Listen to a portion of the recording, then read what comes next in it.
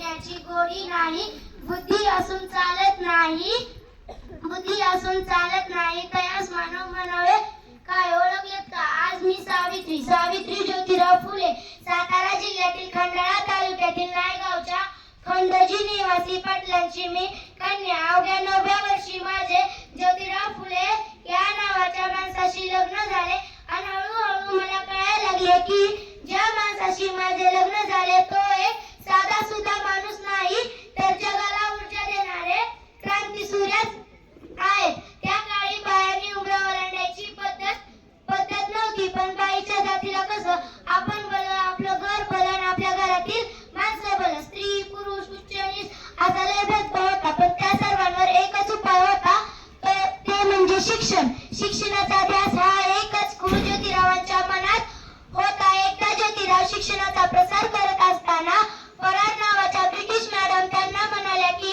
Mister फुले, तुम्हाला शिक्षणाचा प्रसारच करायचा आहे ना? So educated woman first, because if you women educated, if you women house be house educated. पण तुम्ही माणसं वुमनला घराच्या बाहेरच पडू देत नाहीत. So bad मिस्टर फुले. झालं ते आले की माझ्याकडे पाटी पेन्सिल घेऊन आणि मला म्हणाले, सावित्री आजपासून मी तुला शिकवणार.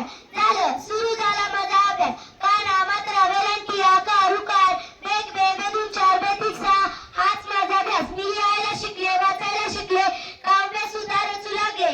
आणि अशातच 1 जानेवारी, होय शनिवारी 1 जानेवारी 1848 ला पुण्यातील भिडेवाड्यात आम्ही पहिली शाळा सुरू केली आणि मी पहिली शिक्षिका आणि मुख्याध्यापिका सुद्धा झाली.